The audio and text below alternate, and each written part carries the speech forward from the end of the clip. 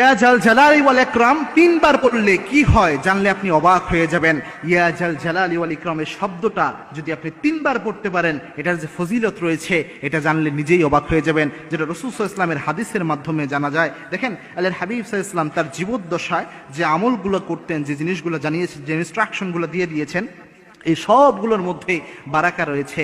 এই সবগুলো উম্মতের জন্য শিক্ষা। রাসূল সাল্লাল্লাহু আলাইহি ওয়াসাল্লাম একদা বসা ছিলেন মসজিদে নববীতে, আল্লাহর হাবিব সাল্লাল্লাহু আলাইহি ওয়াসাল্লাম বসে রয়েছেন।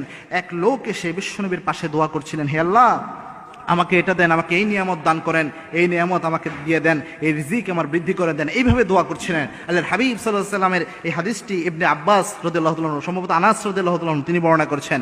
আনাস রাদিয়াল্লাহু তাআলা আনহুকে বিশ্বনবী বললেন, আনাস এই লোক যে এখানে বসে দোয়া করছে, আল্লাহ আমাকে এই নিয়ামত দেন, এই রিজিক দেন, এই জিনিস দান করেন, এই ব্যক্তির দোয়া আল্লাহ খালি হাতে ফেরত দেবে না। কারণ এই ব্যক্তি যখন দোয়া করেছে